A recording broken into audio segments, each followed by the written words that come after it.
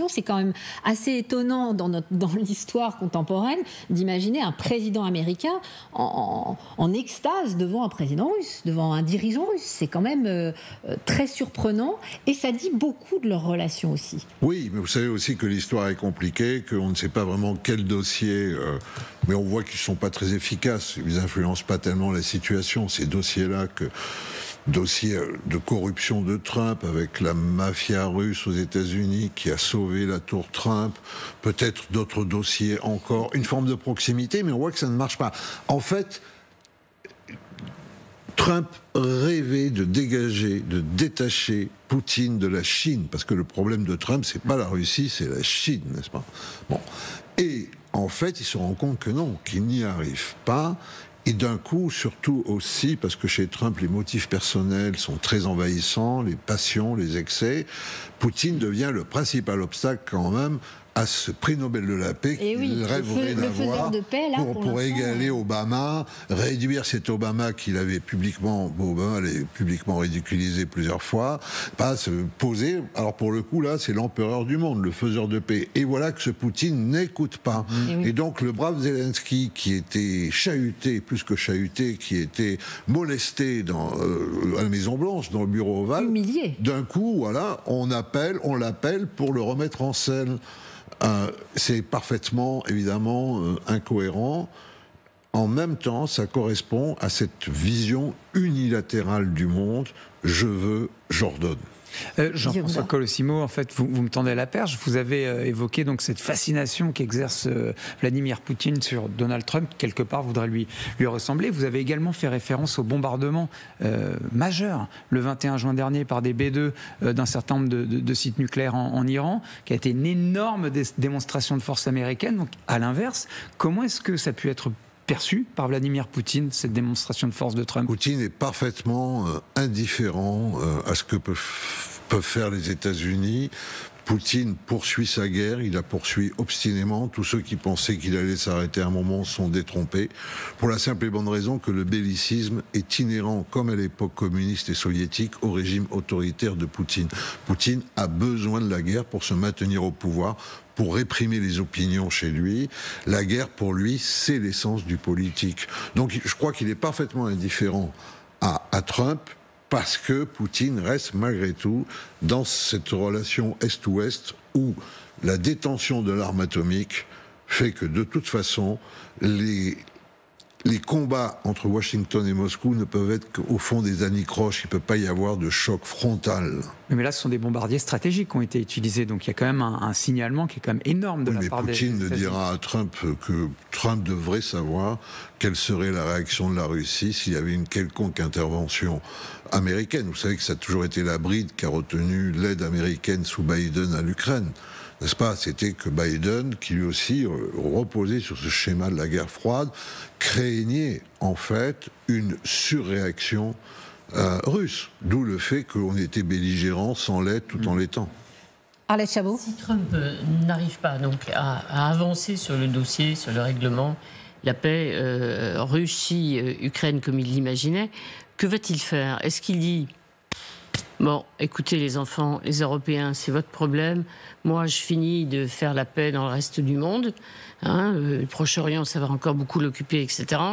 Ou bien est-ce qu'il va essayer d'une manière ou d'une autre quand même de continuer et peut-être en aidant davantage l'Ukraine, hypothèse, puisqu'il appelle à nouveau Zelensky? Je dirais que les deux hypothèses sont possibles, elles dépendront d'autres contextes, parce que je pense que l'Ukraine n'est pas un point d'importance pour Trump. Ça, c'est clair, n'est-ce pas? C'est une sorte de carte qu'il retire du jeu ou qu'il remet dans le jeu selon les opportunités qui se dessinent pour lui. Le sort de l'Ukraine lui est assez indifférent depuis surtout qu'il a signé ce fameux traité qui lui permet l'accès aux métaux rares que contiennent les sols ukrainiens. Vous savez que cette question des métaux rares, c'est aussi cette autre bascule du monde. C'est cet hypercapitalisme sauvage, agressif, qui a besoin de d'acquérir finalement ces métaux qui permettent les composants qui eux-mêmes sont indispensables à l'intelligence artificielle qui est le nouvel Eldorado. Donc de ce point de vue-là, je crois qu'il a fait son marché en Ukraine. Il soutiendra l'Ukraine pour montrer à Poutine que c'est lui qui commande et pas Poutine. Je voudrais qu'on écoute ce qu'a dit Trump sur cette autosatisfaction, cette conviction que l'Amérique est bien au-dessus du reste du monde. L'Amérique est au top dans tous les domaines et ça restera le cas. Nous sommes le meilleur pays du monde et nous sommes de retour. Nous sommes de retour en force. Nous avons restauré la puissance américaine. Nous sommes à nouveau respectés sur la scène internationale. Le monde nous respecte de nouveau. Le monde nous respecte de nouveau. Ça fait un peu méthode Coué. C'est vrai. Bien sûr, parce qu'en fait, la véritable perspective, c'est celle du déclin américain. Pourquoi ? Parce que l'Amérique est divisée. L'Amérique, elle a été unie autour de sa religion civile. Comme la Rome antique, là encore. Le président prête serment sur la Bible, le nom de Dieu commence l'hymne, le nom de Dieu est sur le dollar. Au Capitole, toute séance parlementaire s'ouvre par une prière.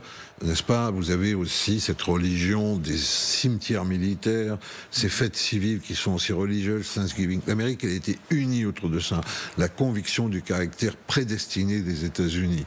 Mais on l'a bien vu avec la montée des émeutes raciales, on l'a vu aussi avec le combat entre finalement conservatisme et wokisme.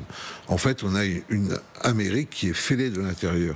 Et elle est fêlée de l'intérieur depuis le 11 septembre 2001, parce que son mythe fondateur, qu'elle était l'empire du bien réservé par Dieu, eh bien, d'un coup, il y a une provocation insensée. Un autre Dieu est venu frapper New York dans le ciel. C'était Ben Laden, n'est-ce pas, celui de Ben Laden, de Dieu, pour dire, au fond, qui a gagné la guerre contre l'athéisme soviétique ? Est-ce que c'est vous, les Américains, avec vos dollars et vos Stinger, ou est-ce que c'est moi, avec mes hommes et mes martyrs ? Et depuis, la question reste pour l'Amérique irrésolue, je pense. Mais depuis le début de ces conversations, la force est au cœur des discussions. On a vu ces dernières semaines, vous parliez de division en Europe, à quel point les nombreux points de vue n'arrivent pas à s'accorder. On a vu ces scènes absolument hallucinantes à l'OTAN, où l'Europe s'est littéralement prosternée devant Donald Trump. Faut-il, pour se comporter ainsi, ne pas se rendre compte que nous sommes l'Europe, mais aussi la France, et c'était notre conversation un peu avant d'entrer en ce plateau, une puissance qui n'est plus? Alors, moi je crois que nous restons une puissance qui compte. Nous avons un siège au Conseil de sécurité, nous avons l'arme nucléaire de manière bien plus indépendante que les Anglais, qui sont soumis quand même au contrôle américain. Nous avons une armée complète, elle est peut-être pas suffisante, mais on a quand même terre, air, mer, on est les seuls en Europe à avoir développé toutes les armes. Nos soldats ont fait l'expérience du feu, c'est très très important, parce qu'on a vu que par exemple quand la Russie est entrée en guerre, a envahi l'Ukraine, n'est-ce pas, la non-expérience du champ de bataille crée une véritable différence, n'est-ce pas, ou l'expérience. Et puis, nous avons aussi, je dirais, une armada depuis très longtemps de chercheurs, de savants qui se sont intéressés aux autres cultures, et ça compte, parce que dans le rapport Nord-Sud, la reconnaissance de l'altérité, c'est un facteur politique très important. Le véritable problème, c'est est-ce que nous avons la volonté, est-ce que nous avons les moyens ? En fait, nous sommes un peu aujourd'hui comme en 1957, avant le retour du général de Gaulle en 1958, nous sommes face à notre destin. Une France qui s'assumerait pourrait reprendre le leadership d'une Europe qui est dans un désordre catastrophique, où les tentations atlantistes continuent à exister en dépit du déni que Trump oppose à l'Europe. Vous voyez, il va y avoir cette fameuse rencontre quand même. L'Angleterre est de retour, la Grande-Bretagne, le Royaume-Uni. Hein, ça, c'est quand même un point. Alors, elle est de retour avec nous. Alors, il va y avoir cette fameuse rencontre le 10 juillet entre le Premier ministre britannique et le président français. Pendant ce temps, en fait, à Rome, Merz, le chancelier allemand, et Meloni, la présidente du Conseil italienne, étudieront comment rebâtir l'Ukraine. C'est-à-dire que là, on retombe sur l'Europe des marchands, l'Europe du petit commerce, l'Europe qui se rêve pas puissance, mais qui se rêve effectivement peut-être, ou qui se cauchemarde comme un futur Disneyland de vieux fatigués pour touristes étrangers. Jean-François Colosimo, il y a quelque chose qui m'a beaucoup frappé, que vous avez dit tout à l'heure, c'est que finalement, Vladimir Poutine avait besoin d'une guerre. Oui. pour asseoir son pouvoir. Et quand la guerre en Ukraine sera terminée, il va se passer quoi alors ? Il va en mener une autre ? Bien sûr. Laquelle ? Mais regardez, Sans pouvoir vacille en 2008. Oui. Il part en Géorgie. C'est l'opération de Géorgie. Sans pouvoir vacille en 2011, 2012, 2013. On s'en souvient pas, mais il y avait des millions de manifestants russes, n'est-ce pas ? Depuis, évidemment, ce mouvement a été complètement décapité avec la mort de Navalny comme vraiment symbole de cette répression terrible. Mais quand on dit les Russes sont des espèces d'esclaves de ce potentat, c'est pas vrai, ils ont essayé, n'est-ce pas ? Ils ont échoué, mais ils ont essayé. Et là, vous avez eu la Crimée et le Donbass. Là, ça repartait et, évidemment, eh bien, vous avez la question de l'Ukraine. Demain, vous pourriez avoir la Moldavie. Ou demain, il pourrait déplacer, je dirais, ses axes d'intervention vers l'Asie centrale, où là aussi, il y a des velléités d'indépendance par rapport à l'ex-grand frère soviétique, au Kazakhstan, par exemple. Tout est possible. Cette guerre, elle est nécessaire. Vous savez, c'était ça, le communisme. C'est un communisme de guerre. C'était l'affrontement contre le reste du monde qui voulait la mort du communisme. Bon. Lorsque le communisme a cessé de faire la guerre, le communisme s'est arrêté. C'est lorsque, en fait, l'Union soviétique s'est retirée d'Afghanistan après une opération incroyable. Non, c'est vrai que le principe... Et il est l'héritier de ça, mentalement. Oui. C'est vrai que le principe de l'Empire, c'est qu'il n'a pas de frontières, c'est qu'il n'a que des fronts, finalement. Ouais. Et donc, en fait, c'est la guerre qui perpétue cette idée même d'Empire. Donc, pour pousser la question, puisqu'on imagine quand même cette relation, Trump-Poutine, est-ce que Trump pourrait être inspiré, lui aussi, notamment par le Groenland, par le Canada, dont il a parlé, de faire de son Amérique, cette république dont vous parliez, un empire césarien qui, donc, n'aurait que des fronts. Et mercantiliste. Parce qu'en fait, la clé de la pensée de Trump, c'est pas du tout l'isolationnisme. L'isolationnisme vaut pour protéger les marchés intérieurs, mais le mercantilisme qui est à l'origine des États-Unis, c'est on protège ces marchés intérieurs et on agresse les marchés extérieurs. Oui. C'est très précisément ce qu'il fait. D'ailleurs, vous voyez que je ne crois pas qu'on en ait beaucoup évoqué ça, mais que ce soit l'Amérique qui était censée être quand même la dépositaire du droit international, que ce soit l'Amérique qui, par la voix de Trump, dise que les frontières, ça n'existe pas, que demain le Groenland pourrait devenir un État américain, le Canada pourrait être absorbé, enfin, etc. Vous êtes de retour, effectivement, sur une forme d'impérialisme, et le problème, c'est que l'empire qui ne grandit pas, c'est un empire qui régresse. Oui. Donc vous êtes sur une dynamique, là aussi, de la force.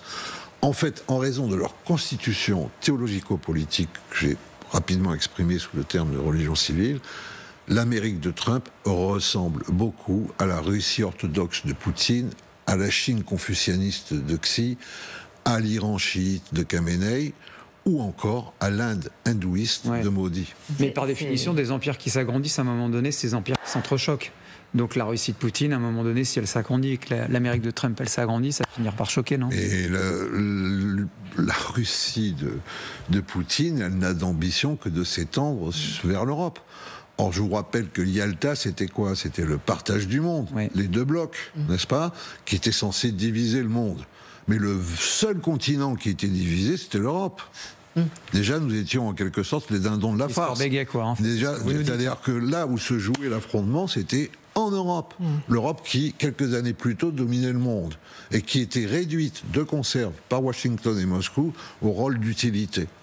Dans cette Europe divisée, vous parliez des rencontres France, Royaume-Uni et puis Allemagne, Italie, c'était le moment pour la France de décrocher le téléphone, si je puis dire ainsi, et pour le président et d'appeler Poutine ? Il l'a fait. Oui, et alors, je trouve assez ridicule de dire que c'est une énième contradiction. Pourquoi ? Parce que le président de la République, d'abord, il parle à un autre président qui est membre du Conseil de sécurité, qui a aussi la force nucléaire. Ouais. Deuxièmement, c'était ça, ou de toute façon, qu'est-ce que ferait Emmanuel Macron ? Il appellerait Donald Trump pour lui dire « Dis-moi ce que dit Vladimir Poutine ». Il vaut mieux quand même l'entendre de la bouche de Vladimir Poutine, ne pas être dépendant. C'est utile, c'est pas juste se mettre en scène ou donner le sentiment qu'on veut jouer un rôle. Moi, je pense que c'est très utile et qu'il y a eu cet effet de souffle. Que l'intervention américaine en Iran, encore une fois par sa dimension tout à fait spectaculaire, d'un coup a fait perdre quelques rangs à tous les acteurs qui se sont retrouvés face à face. Oui, un effet de souffle où d'un coup, même Xi, même Modi, tout ça, tout le monde s'est retrouvé en train de se regarder, se dire, il faudrait peut-être qu'on parle ensemble parce que là, c'est la tannée, quoi. Jean-François Colossimo, il nous reste malheureusement très peu de temps. Je voulais juste en un mot, parce que je trouve ça absolument passionnant, qu'on essaie de résumer les rapports Poutine-Trump. J'ai l'impression que ce sont deux grands fauves. Est-ce qu'à la fin, il y en a un qui va manger l'autre? Non, il y a un seul grand fauve. C'est Poutine. Alors, c'est quoi Trump dans le règne animal, c'est quoi Trump? Mais Trump n'est pas un fauve. Regardez, il y a ce côté américain. Vous savez, les Américains interviennent dans le monde entier, reviennent chez eux, ils interviennent à peu près n'importe comment, puis après ils disent pourquoi tant de haine, n'est-ce pas? Vous avez entendu le pauvre Trump dire ce Poutine, il n'est pas gentil, il continue à tuer des gens. Mais Poutine tue, c'est un tueur. Trump, lui, c'est un rêveur par rapport à Poutine, même s'il rêve d'hégémonie. On l'a pas vu venir, celle-là. Trump est un rêveur, c'est pas... Non, mais d'hégémonie. Non, mais un rêveur, il y a des rêveurs qui sont des catastrophes. Il y a des rêveurs il y a des gens qui rêvent d'asseoir leur pouvoir sur les autres. Voilà. Il y a tout ce qu'on voudra. Mais il y a une dimension, encore une fois, ridicule dans la capacité de malfaisance si vous mesurez entre Trump et Poutine.